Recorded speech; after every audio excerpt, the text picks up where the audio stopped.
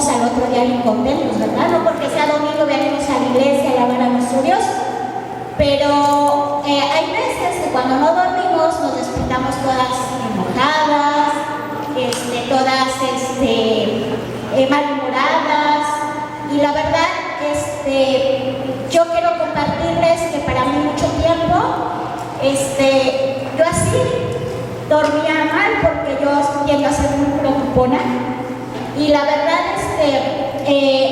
de un tiempo para acá hay una escritura que quiero compartirles que a mí en lo personal me ha animado muchísimo, y espero que a ti también pueda animarte. Les voy a leer una escritura que está en Mateo 11:28. Dice: ustedes viven siempre angustiados y preocupados. Vengan a mí y yo los haré descansar. La verdad, a mí me anima muchísimo esta escritura porque yo no sé si recuerdan, yo tenía año y medio que yo llegaba pero bien angustiada, llorando, y la verdad, en este tiempo a mí me ha ayudado muchísimo porque ahora toda mi confianza la he puesto en Dios. Y hay veces que pues me desvelo por alguna situación, el tiempo que duermo lo duermo tan en paz. Te comparto que yo soy preocupona, pero y tomaba yo medicamento para poder dormir, conciliar el sueño, y gracias a que esta escritura a mí me ha ayudado muchísimo, porque ahora yo puedo dormir tranquila, toda mi confianza y todo lo pongo en Dios. Y yo quiero animarte para que no nada más los domingos vengamos así bien animados, sino toda la semana podamos estar felices y contentos y dar todo nuestro, porque nuestra confianza está puesta en Dios.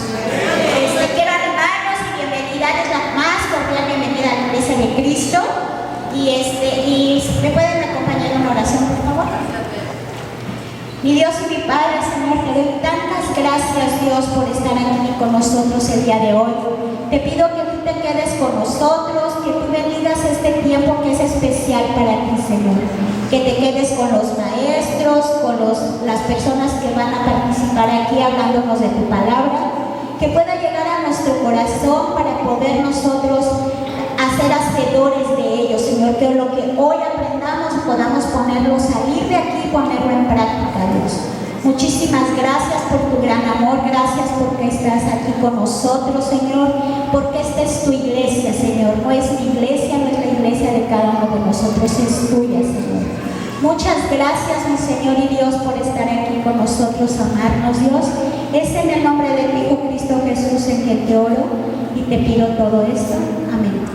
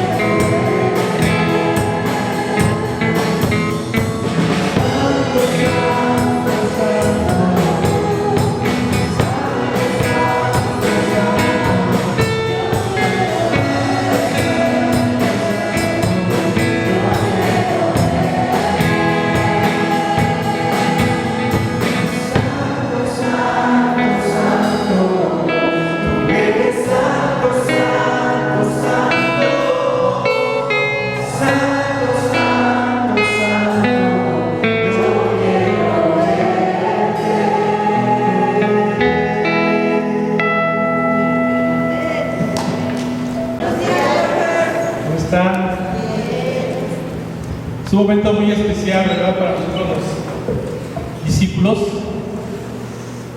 celebrar y tomar la Santa Cena, en el que recordamos a nuestro Señor Jesucristo,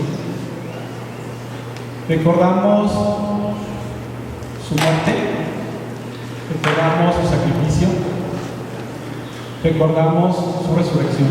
Amén. Y cada uno de nosotros en este tiempo te trasladas. Nosotros no estuvimos cuando Jesús fue crucificado, ¿verdad?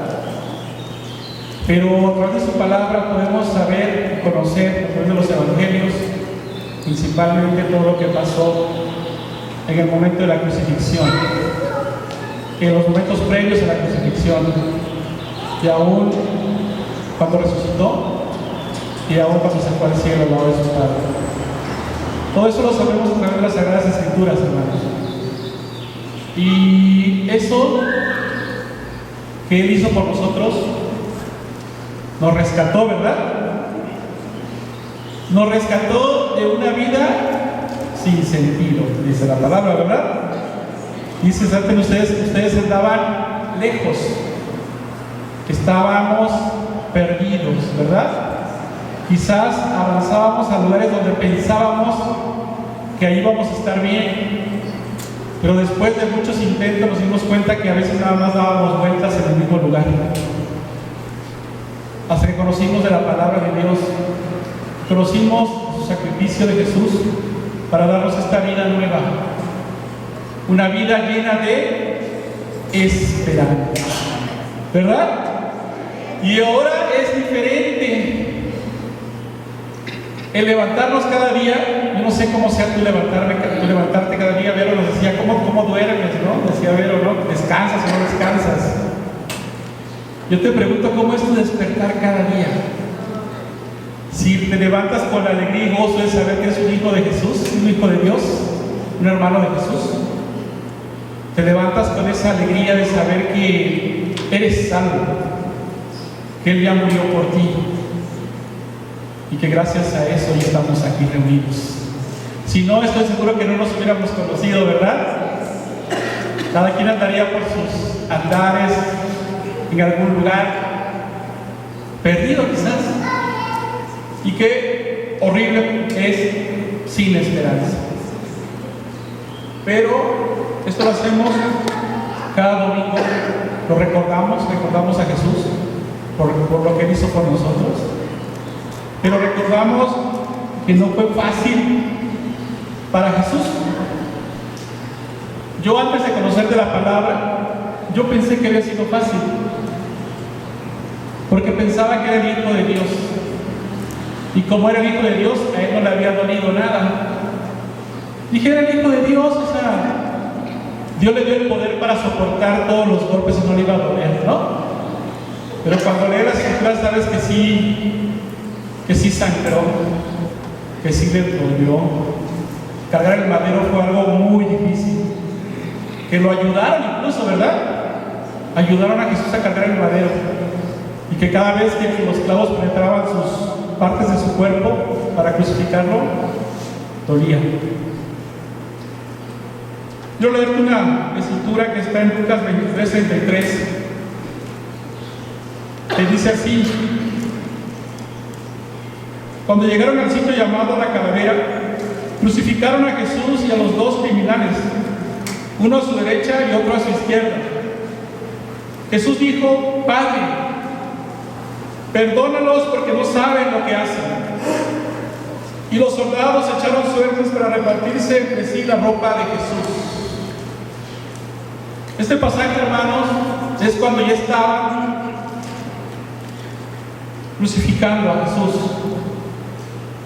Quizás en el mismo momento en que lo estaban clavando en la cruz, en el mismo dolor que él sentía en ese momento tan difícil, Jesús clamó a su Padre y le dijo que los perdonara porque no sabían lo que hacían. Y los soldados estaban repartiéndose la ropa entre ellos, entre voces, gritos, burlas. Jesús se acordó de ellos y dijo estas palabras de perdón. Y esto, en este momento, hermanos, si analizamos miles de años después, cada uno de nosotros, a veces a nosotros nos cuesta trabajo perdonar. Y a veces, hermanos, son cosas superficiales, a veces cosas muy simples, y nos cuesta trabajo perdonar. Cuando Jesús estaba en un momento muy difícil, estaba, por así decirlo, ya muriendo, cansado, agotado, en ese momento decía: perdona a los padres, no saben lo que hacen. Gracias al sacrificio de Jesús, tú y yo fuimos perdonados. Pero ¿cómo llegamos aquí? Cargados, ¿verdad? Con unas, si pudiéramos poner nuestras cargas en un costal, podríamos poner unos costales muy pesados arrastrándonos, digamos. Y de todo eso nos perdonó Dios.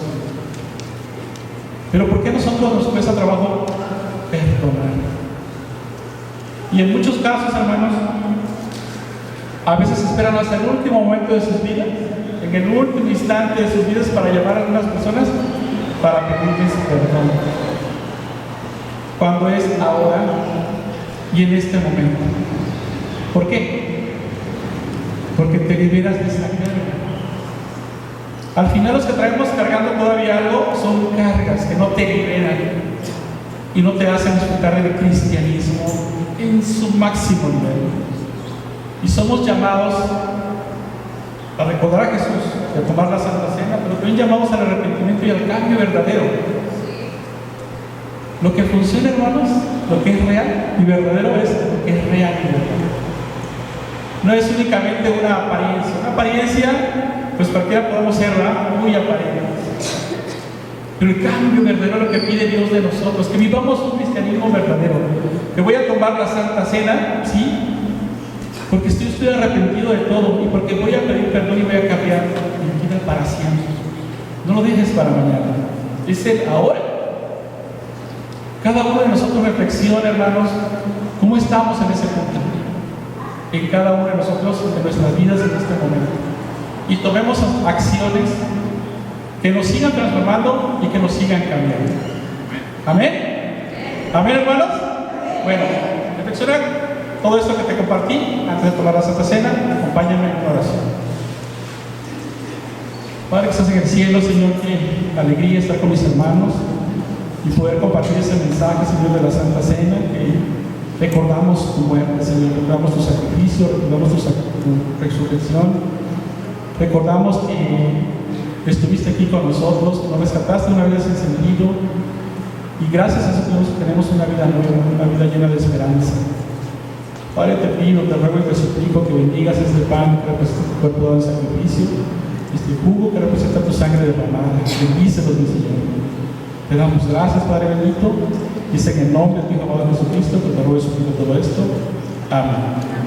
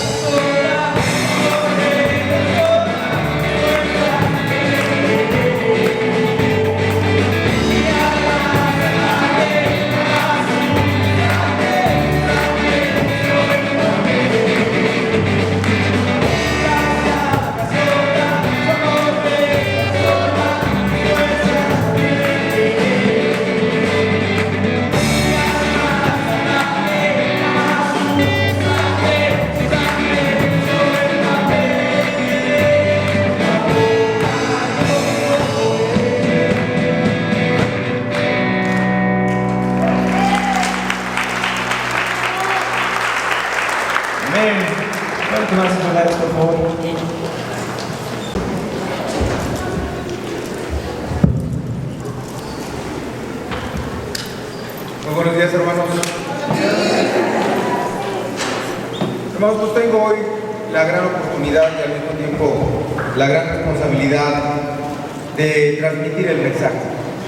Primero que nada te quiero comentar, no vas a ver en estos momentos a nuestros ministros David y Eva, quienes están en la iglesia de Cuautla. Tú sabes que pastorean, además de la iglesia de Cuautla, la iglesia de Temisco, de Papantla de Acapulco, y aparte son los ministros que dirigen la región de Cuernavaca. Entonces es momento de ir a visitar a la iglesia de Cuautla, a que los hermanos pues puedan acercarse con ellos, puedan tener también enseñanza, ¿verdad? Y nuestros ministros conozcan con un poco más de detalle e interactúen con las necesidades que tienen todos nuestros hermanos que tienen a su cargo la iglesia, en este caso de Cuautla. Hermanos, pues yo siempre lo he mencionado, no creas que es una disculpa anticipada, sin embargo reconozco mis limitaciones y como siempre lo hago del conocimiento, yo no soy ministro, no me dedico a actividades de la iglesia, soy un hermano que quiere servir, que estoy con todo mi corazón siempre y disfruto y me apasiona poder compartir una clase.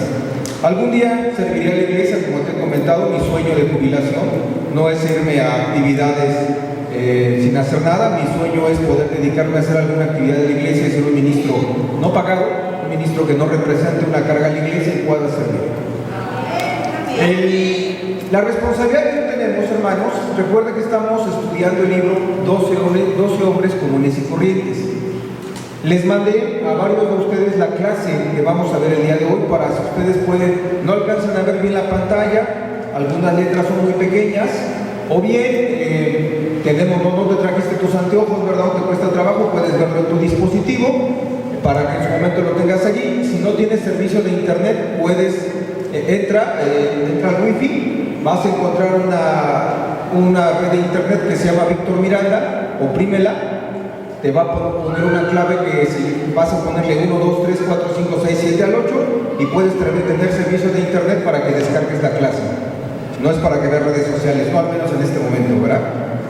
Bien, hermanos, es el caso que hoy vamos a ver. Hemos estado viendo varias clases de hombres comunes y corrientes, hombres convencionales o mujeres convencionales como cualquiera de nosotros, los cuales vagábamos, transitábamos por el mundo y algún día conocimos a Jesús.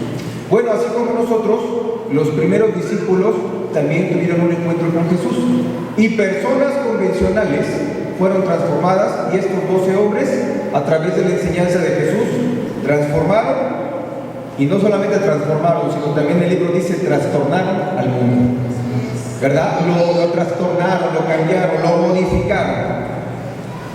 Ya hemos visto quién era Pedro, quién era Andrés, ¿verdad? Hemos visto Juan. Hoy es el turno de ver Natanael, en quien no hay engaño. Así que antes de iniciar, acompañen a orar, hermanos, por favor. Vamos a explorar e introducirnos en las Escrituras. Buenos días, Dios. Señor, muchas gracias que nos permites a todos reunirnos como tu iglesia. Señor, es un gran regalo el que te hayamos conocido y que te sigamos conociendo. Señor, yo creo que nos sentimos muy afortunados el poder sido elegidos por tu Hijo Jesús para ser sus seguidores. Señor, hoy vamos a tener una clase bíblica respecto a los discípulos de Jesús. Fueron los primeros 12, Dios, hoy somos millones. Yo te pido que así como los primeros discípulos tuvieron en su corazón ese fuego en su interior para poder incluso sacrificar sus vidas, nosotros también tengamos ese fuego en nuestro corazón para poder disponernos a que el conocimiento llegue a lo más profundo. Señor, ayúdanos a concentrarnos, quédate también en control de mis palabras, de lo que los hermanos entiendan y de lo que yo también diga que sea apropiado y que sea para exaltar tu nombre. Dios, ayúdanos a caminar en este proceso de santificación, en este proceso de aprendizaje de quién es Jesús y su corazón, y ayúdanos a parecer cada vez más a Él. Y es en el nombre de tu Hijo Jesús en quien te oramos. Amén. Hermanos, las clases que tenemos, y específicamente estas clases de estudiar el libro 12 hombres comunes y corrientes, que ya compartimos el libro en audiolibro, lo compartimos en una liga de Spotify. Si no te ha llegado, puedes preguntarle a tu líder de sector. También compartimos el libro en PDF. Este libro se puede distribuir, no incurrimos en ningún problema de derechos de autor, está libre para su reproducción, entonces también lo puedes estudiar. Bien, hermanos, Natanael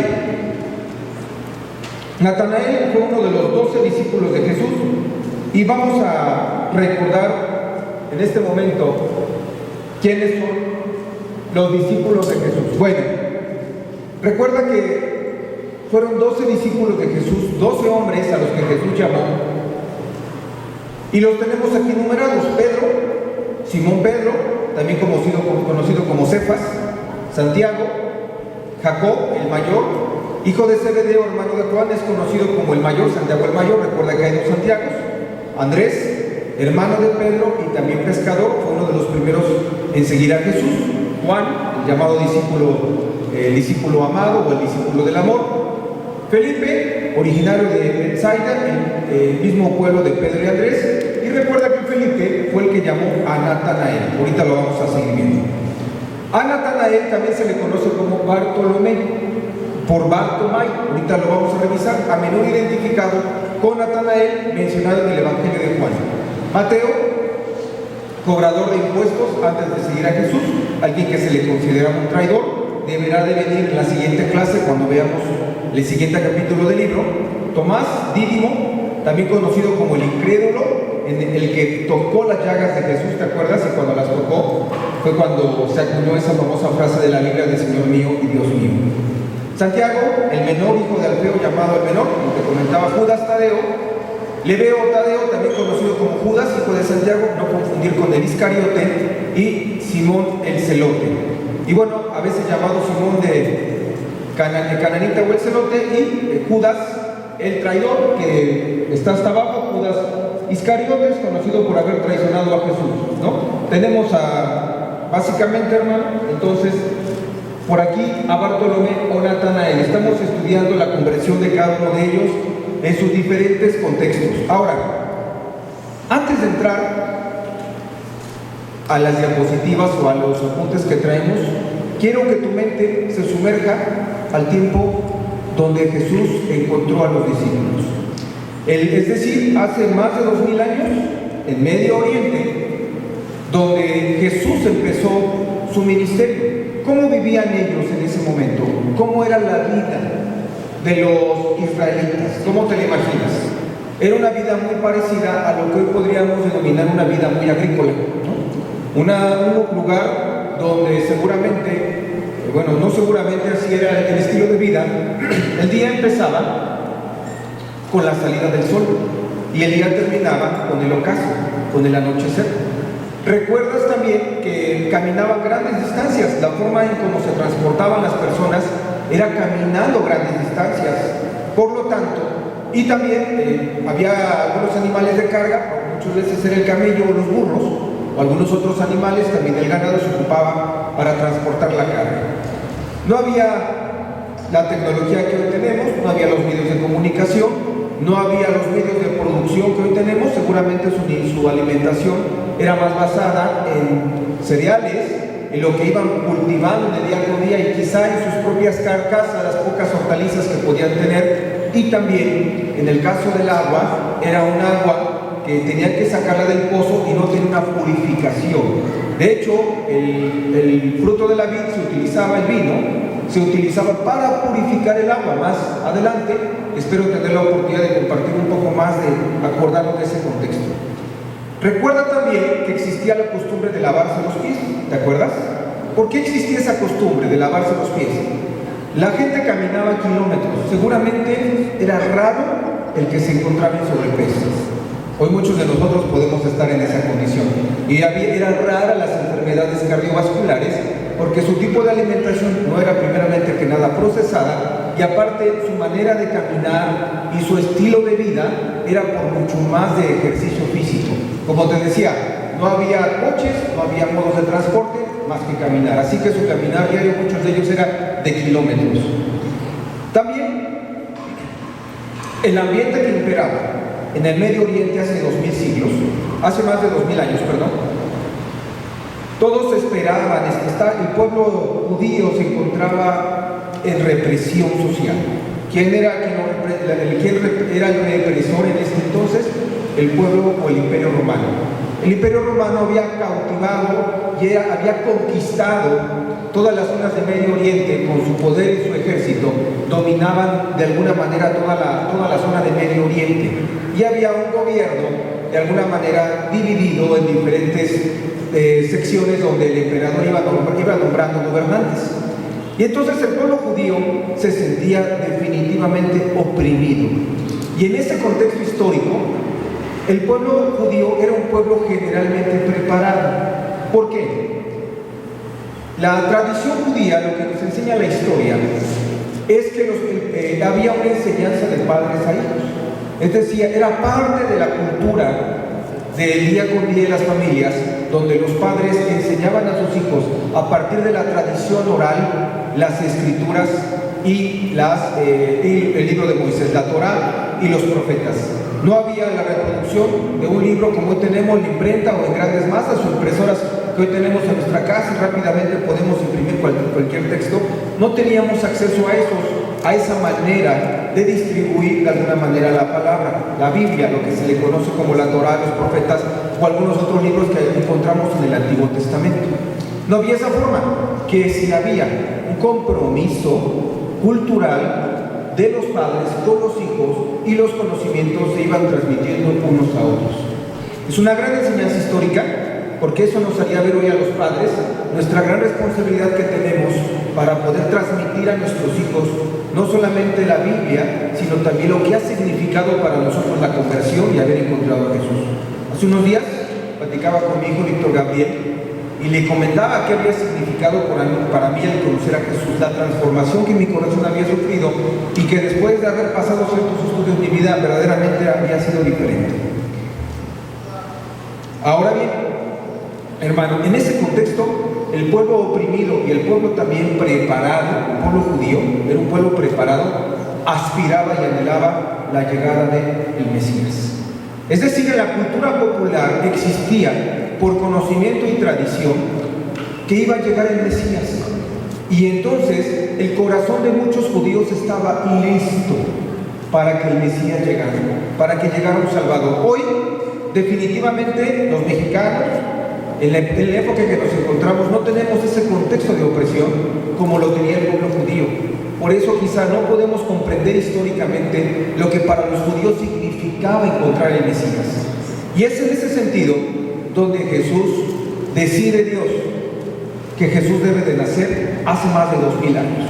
2024, ya hemos comentado actualmente que no se tiene exactamente precisa la fecha en la que Jesús nació. Algunos dicen que nació 4 años antes de la era que nosotros decimos que es el año 0, unos dicen unos 4 años más, otros 7, ¿verdad? Eso creo que no es tan importante, lo importante es que llegó. Y entonces cuando Jesús llega en ese contexto histórico donde la gente esperaba y anhelaba al Mesías, la gente sabía que iba a llegar. Su corazón estaba entonces dispuesto y preparado para muchos de ellos de recibir al Hijo de Dios. Entonces, fue el caso que Jesús fue encontrando a cada uno de ellos. Y por ejemplo, el caso de Felipe, vamos a empezar a ver en nuestro estudio en un momento más. En el caso de Felipe, Jesús solamente le dijo, sígueme. Y Felipe inmediatamente lo siguió. Y Felipe no solamente se queda con ese mensaje, en el libro de Juan, capítulo 1, lo vemos, sino también le llama a Natanael y le dice, ven y ve. ¿Quién es Natanael? Natanael, su nombre conocido como Bartolomé, porque él descendía de una familia de sus padres donde sus apellidos eran Bartomai. Era como, vamos a pensar, el apellido hoy David Ramírez, sería Ramírez algo más, porque recuerda que los nombres se iban transmitiendo también por la familia a la que pertenecían. Los judíos tenían un árbol genealógico extremadamente preciso porque sabían ellos quiénes eran los hijos de Abraham, los descendientes y cómo se distribuía su descendencia genealógica de acuerdo a la tribu que pertenecían. ¿Te acuerdas? Decían, yo soy de la tribu de Benjamín, yo soy de la tribu de Judá, etc. ¿Sí lo recuerdas? Digo, vamos conociendo a partir de las lecturas bíblicas, no solamente el contenido bíblico, sino cómo se estructuraba la identificación genealógica de los judíos. Hoy la conservamos a partir de nuestros apellidos, ¿verdad? Nuestros apellidos es un registro genealógico de nuestros padres, abuelos, tatarabuelos, etc. Entonces Natanael, conocido también como Bartolomé o Bartomai, era el significativo de a quién en su momento, de quién descendía. Su nombre en hebreo significa el don de Dios. Una parte importante de la personalidad de Natanael o Bartolomé, como lo quieras llamar, era un hombre que se conocía como su integridad y honestidad, y eso dicho directamente por Jesús. Jesús le llamó un verdadero israelita. Era originario de Caná de Galilea, y es importante poner atención, porque a pesar de que era un hombre con integridad, no se escapaba de las garras del pecado. Era un hombre que Jesús reconoció como un verdadero israelita, pero también tenía en su corazón pecado como muchos de nosotros. Pero principalmente, a partir de toda esa cultura que había en las familias, de querer conocer y esperar al Mesías, él lo esperaba. Originario de Caná de Galilea. Te comentaba que es importante recordar por qué Caná, y ahorita lo vamos a ver. Caná de Galilea. ¿Qué carácter? Era prejuicioso antes de conocer a Jesús, sin engaño, sincero y buscador de la verdad. En este caso, Natanael se encontraba debajo de una higuera, y a continuación vamos a leer la escritura. Puedes ir a tu Biblia, o bien, si alcanzas a leer, o bien a la clase que te compartí en el celular. Repito, puedes entrar a la red wifi que se llama Víctor Miranda, pones del 1 al 8 como contraseña y puedes descargar la clase si tu líder de sector te la pudo compartir.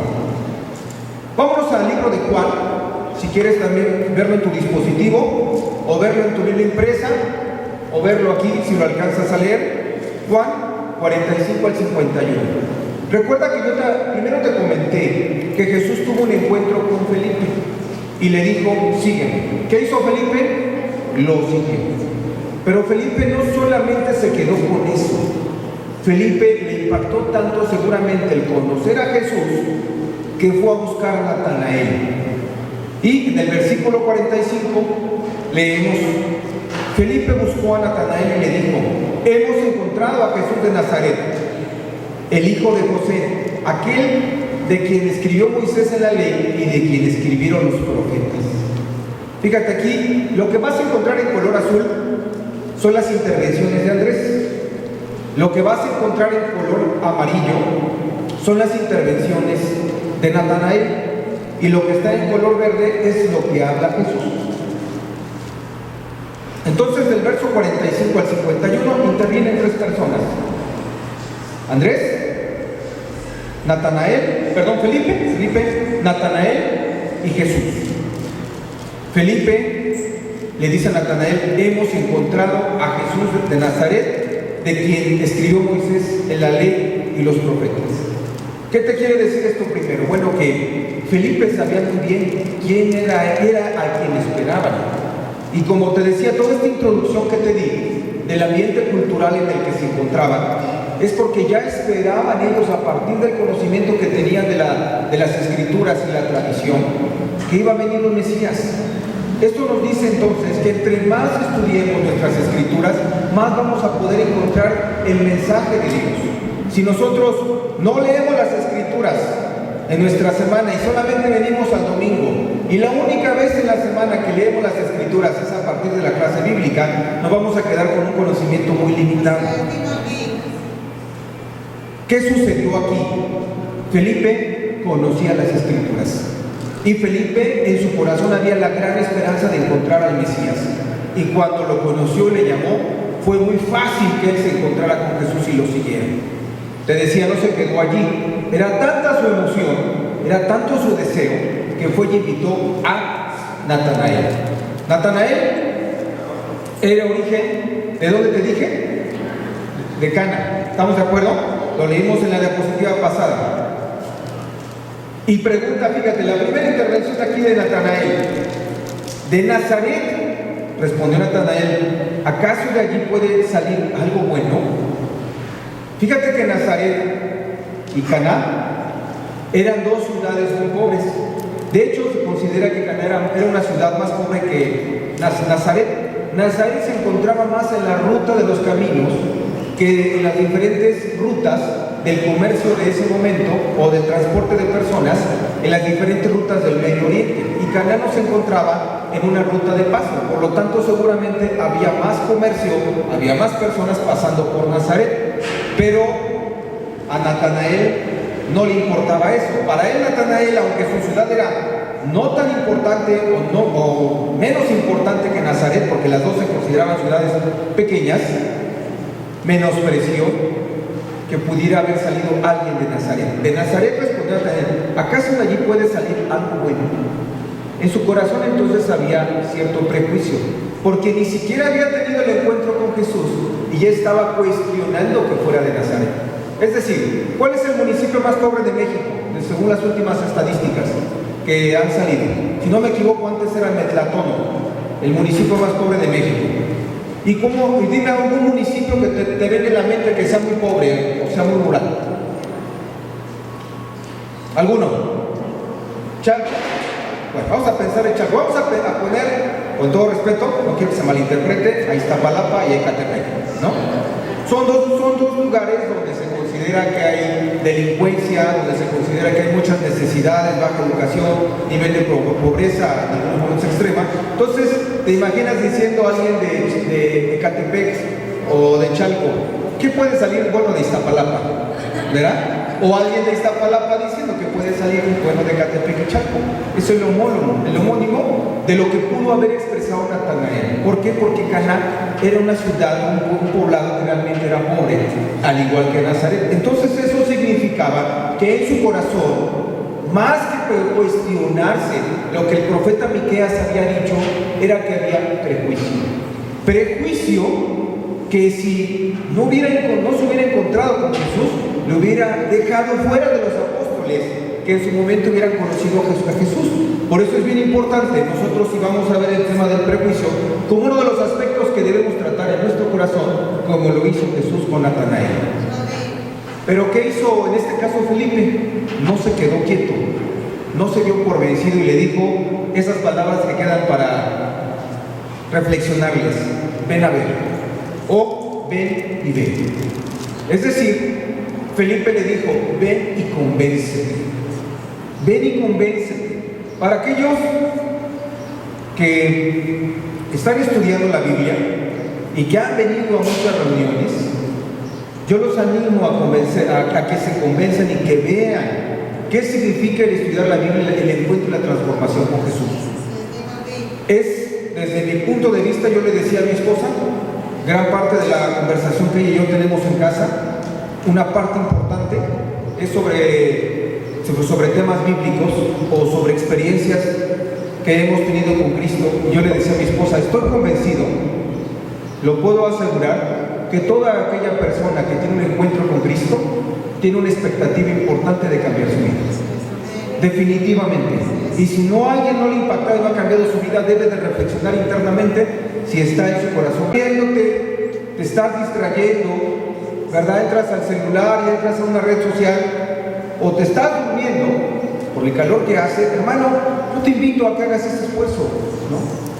Porque así como otros hermanos están poniendo atención, tú tienes que hacerlo, porque no solamente es por el respeto a tu auditorio y al expositor, sino para ti.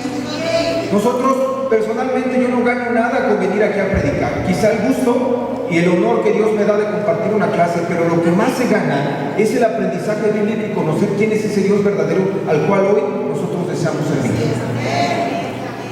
Si tú estás, hermano o amigo que nos acompañas, en luchas en tu corazón, te recomiendo ampliamente que te pongas a orar. Que te pongas a orar, que trates en tu corazón y que busques en lo más profundo cuáles son aquellas cosas que te están impidiendo llegar a Jesús. Muchas veces pueden ser pecados ocultos que no estás dispuesto a renunciar, o estamos dispuestos a renunciar.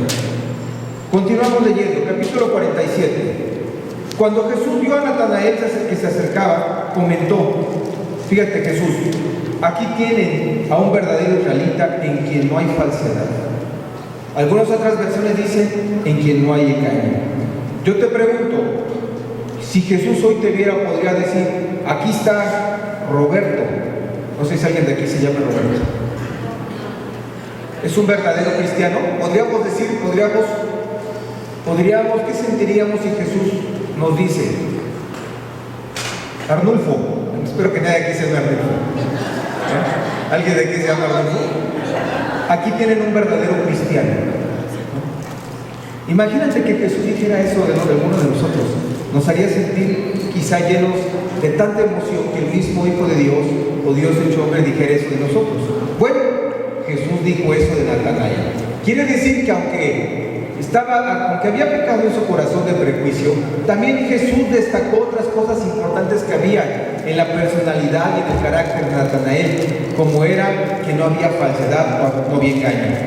Y entonces, allí, Natanael se sorprende. Y ya ven que le dijeron, ven y ven. Y entonces le pregunta a Jesús, ¿de dónde me conoces?, preguntó Natanael. Y Jesús le responde, antes de que Felipe te llamara, cuando aún estabas bajo la higuera, ya te había visto. ¿Qué se hacía normalmente en las higueras? Era una tradición del pueblo judío. Las higueras, te doy un poquito de contexto, era un árbol muy utilizado en estas zonas de Medio Oriente, y se sembraban y se plantaban cerca de las casas porque llegaban a crecer hasta 5 metros y daban una sombra natural.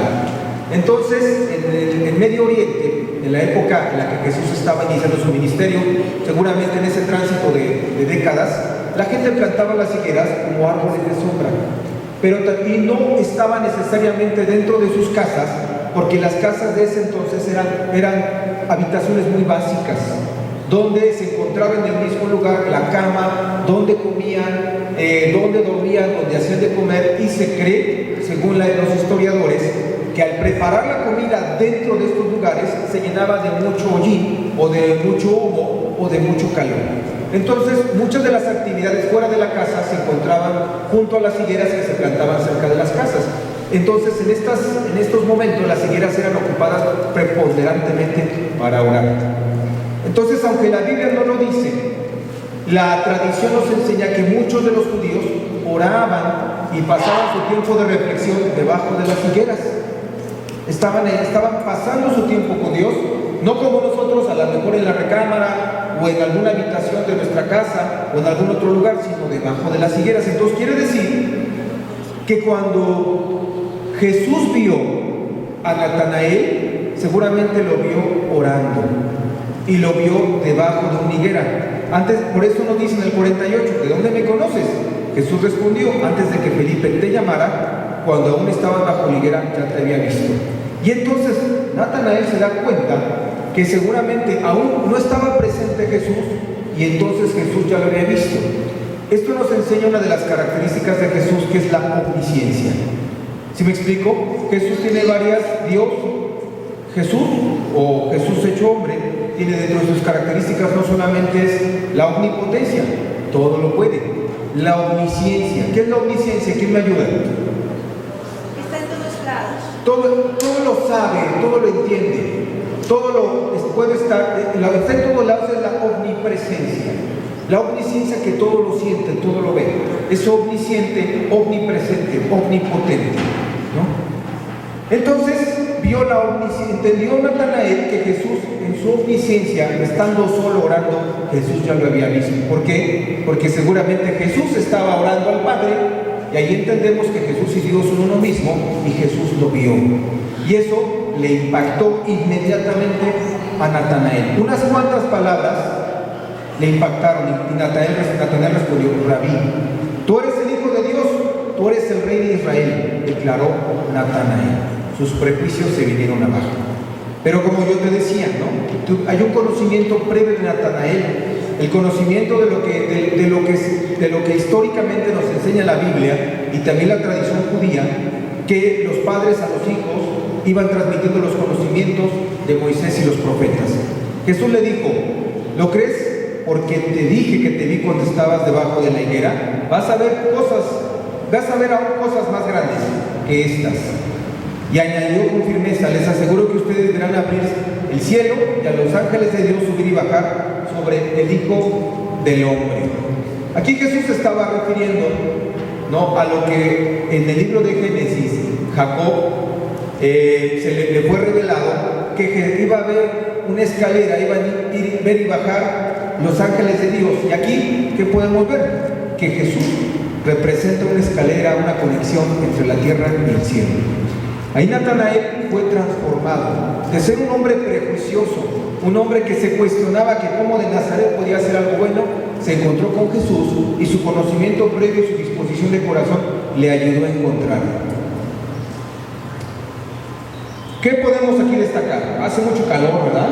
Pero bueno, estamos aquí empeñados. La reacción inicial de escéptico de Nazaret. De Nazaret puede salir algo bueno. Está en color amarillo, que te decía que las citas de amarillo son las citas de Natanael. Refleja un prejuicio común en los judíos. Y el prejuicio, imagínate, si no se hubiera quitado su prejuicio, pudo haber sido catastrófico. Y algo importante que debemos nosotros entender aquí, hermano, es preguntarnos si nosotros aún guardamos prejuicios, aún siendo ya cristianos. ¿Qué es el prejuicio? Bien, el diccionario de la Real Academia de la Lengua Española, que es la fuente, digamos, más oficial y autorizada, en donde podemos encontrar nosotros las definiciones, nos dice que el prejuicio es juzgar a algo o a alguien antes del tiempo oportuno o sin tener un conocimiento exacto ajustado de ello, o un sentimiento de superioridad. Mira, cuando estamos en el mundo, prejuzgamos todo. Estaba leyendo yo un libro hace algún tiempo de psicología cuando menciona uno de los autores cómo se prejuzgan. Evitaré decir un poquito los términos, pero quiero referir a cómo los hombres y mujeres nos prejuzgamos. Prejuzgamos a un profesor de la escuela, prejuzgamos a una compañera, a un compañero de la universidad, prejuzgamos a un compañero de trabajo, pero nos prejuzgamos aquí en la propia iglesia. Llegamos a establecer juicios anticipados de nosotros los hermanos sin conocer muy bien. O un sentimiento de superioridad, es decir, a veces nosotros por tener algún éxito en la vida, o algún éxito económico, o algún éxito profesional, creemos que eso nos hace más que los demás. Nosotros hemos dicho, hermano, en otra prédica que yo pude compartir, que si en tu corazón hay que tú eres superior a otra persona por tus ingresos, por tu nivel de vida, por tus conocimientos académicos, estás engañado por Satanás. Puede ser que te ha ido muy bien, que bueno, debemos de pensar. Muchas gracias. Ya se dieron cuenta que me estoy derritiendo. ¿Qué debe de distinguirnos, más allá del prejuicio? El amor que le podemos tener a Dios. ¿Y cómo se demuestra el amor a Dios? Bueno, primeramente, en la Biblia nos enseña a amar a Dios y amar a tu prójimo. Y una manera de hacerlo es no prejuzgar, no sentirnos superiores al que está del lado mío. No porque traiga una ropa menos costosa o no de marca y a mí sentirme mejor. ¿De acuerdo? O bien porque tengo la oportunidad de comprar algo, eso me hace o me da una clase diferente. A lo mejor en el mundo sí, aquí en la iglesia todos somos hermanos. Y recuerda que Jesús ha dicho que el más humilde es el más grande. Quiero terminar también de explicar el contexto de lavar los pies. Recuerda que Jesús lo pone como un acto de servicio.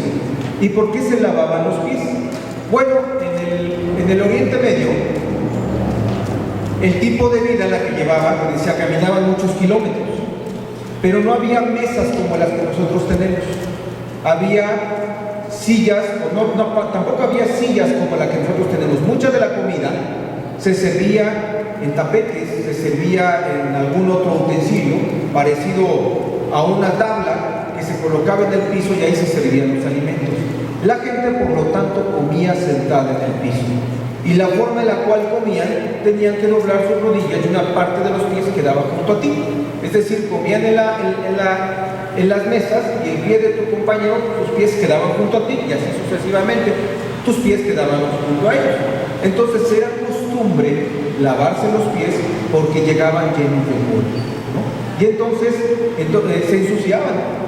Entonces se lavaban los pies como una medida de cortesía para que todos los que entraran en las casas, muchas veces descalzo, no jalaran la tierra de donde venían caminando. Entonces era una medida también, además de cortesía y higiene, una medida de atención con tu invitado, lo refrescaba. Por eso Jesús también decía que le lave los pies, y Jesús le lavó los pies a sus discípulos como si él fuera el anfitrión. Él los sirvió. ¿Sí está claro, hermano? No solamente debemos de comprender que algo importante, debemos de comprender que en la Biblia también debemos de sumergir las escrituras en su contexto histórico, para que nosotros podamos entender un poco más y no ocupemos escrituras aisladas para enseñanzas aisladas o para justificar nuestra conducta, ¿no? Hay varias cosas que en su momento he comentado con David, ¿no? Vamos a abordarlas, espero en Dios, de manera muy frontal, también de manera amorosa, pero también directa. Varias de las escrituras que algunos usan para justificar ciertos actos que pueden estar lastimando a la iglesia.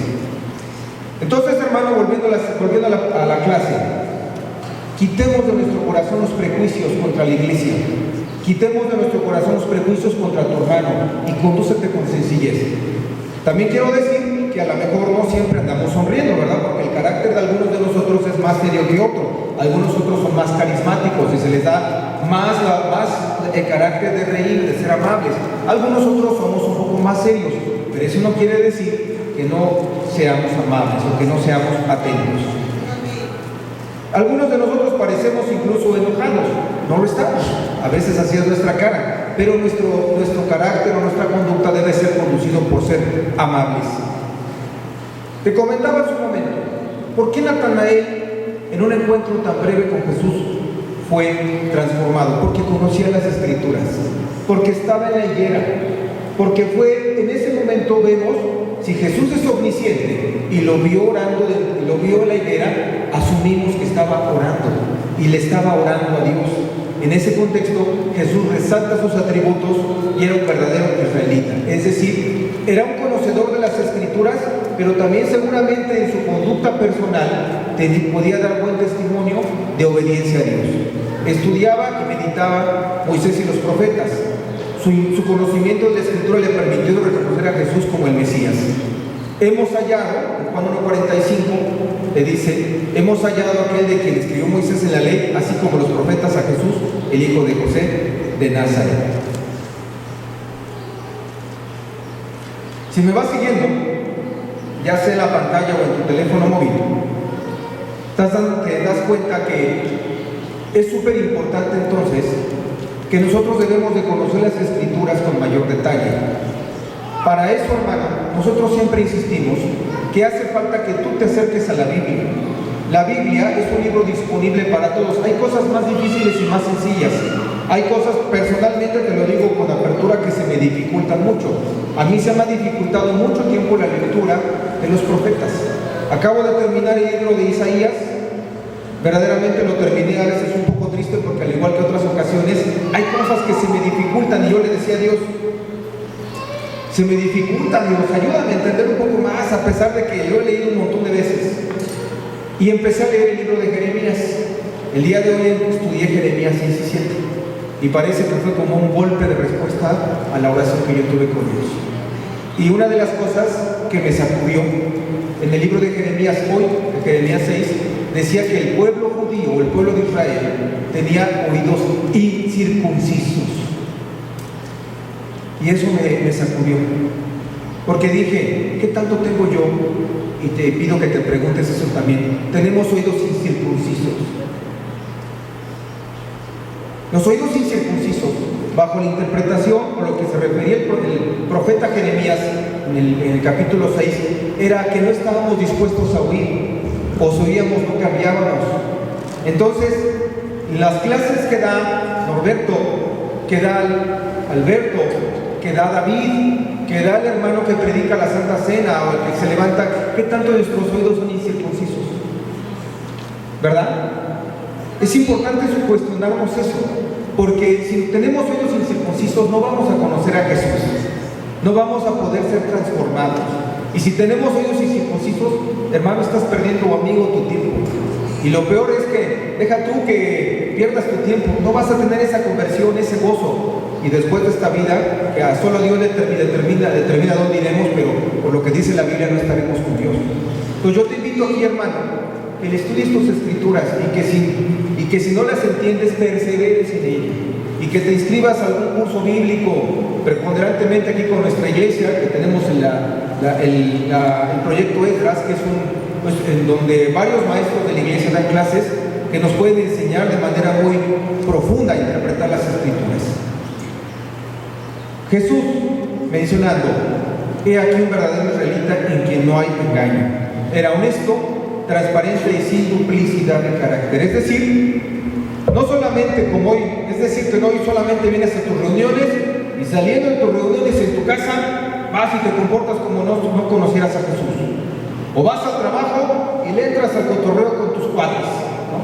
Vas a una fiesta, y mejor no digo porque no sea que vaya a caer aquí, me vayan a reclamar luego, que ya por ahí he hecho algunos comentarios en los grupos y los aclararemos en breve. ¿Saben a qué me refiero? Eso es cierto, somos la luz del mundo. O sea, ¿nos comportamos como cristianos o nos comportamos como no cristianos? ¿Somos verdaderos cristianos o israelitas? Como Jesús se refirió. Porque aunque Natanael había pecado en su corazón de prejuicio, también había verdad, y eso Jesús lo destacó. Necesitamos entonces ser sinceros y no tener un doble ánimo. Su fe vehemente. Cuando estaba revisando el libro de Dos hombres comunes y corrientes y revisamos la parte de la fe vehemente, decía: ¿qué debo entender por vehemente? Y para aclarar lo que fue el diccionario decía: apasionado, impetuoso. Quiere decir que Natanael no solamente conocía las escrituras, sino era apasionado de ellas. Rabí, tú eres el Hijo de Dios, tú eres el Rey de Israel.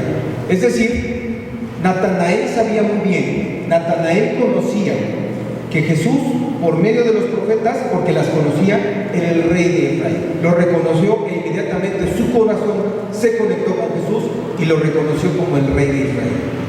Se transformó de escéptico a creyente. ¿Y cómo lo vamos a hacer nosotros? ¿Cómo lo podemos lograr? Hermano, hay formas bien básicas de hacerlo, a través de las disciplinas espirituales. Las más básicas es orando y estudiando la Biblia. Orando, en este caso Natanael, debajo de la higuera, era un lector asiduo de la ley y la Torá. La fe, entre más nosotros leemos las escrituras y le pedimos a Dios que se quede en nuestro corazón, nuestra fe se va a encender, nuestra fe nos va a levantar y nos va a permitir tener un encuentro genuino con Jesús. Hablemos en la recta final de mi intervención del destino de Natanael. Después de la muerte y resurrección de Jesús, aunque no está escrito en la Biblia, los historiadores judíos y los no judíos nos enseñan que Natanael predicó el Evangelio en la India, Armenia, Etiopía y Persia.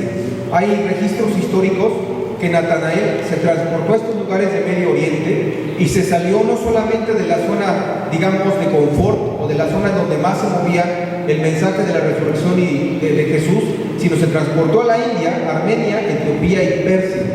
Es decir, lugares un poco más alejados donde llegó las buenas noticias. Se considera que, aunque no hay evidencia contundente, se considera que Bartolomé o Natanael murió como mártir en Armenia y se dice que fue desollado vivo y decapitado. Hay alguna otra versión que dice que fue crucificado, sin embargo hay más registros de que fue asesinado, es decir, murió como los otros discípulos, a excepción de Juan, asesinado, crucificado y matado por su pasión de predicar a Jesús. Últimas lecciones, hermanos, que quiero destacar. Tenemos lecciones clave. Los prejuicios fueron transformados en su encuentro con Jesús. Mira, nosotros aquí en la iglesia, todos, como hemos dicho, no predicamos un cristianismo de perfección, no lo hay. Pero sí predicamos un cristianismo de esfuerzo verdadero, de compromiso y sobre todo, escúchame, un cristianismo que está pendiente de la santificación. ¿Qué es la santificación? La santificación es un proceso en el cual nosotros cada vez nos vamos pareciendo más a Jesús. Es decir, los años que yo tengo 5, 10, 15, 20, 30 años que tengo en la fe, no solamente qué bueno que te has mantenido fiel, estoy seguro que Dios te diría siervo fiel, ¿no? Si nos mantenemos fieles, pero también nos lleva a parecernos y a desarrollarnos a la imagen de Jesús, dice la Biblia, a su estatura. Entonces, hermano, yo te invito a que dentro de nuestro proceso de santificación, que vayamos caminando, no vayamos de reversa, ¿verdad? Y que seamos y que constantemente seamos transformados y seamos refrescados por el mensaje de Jesús.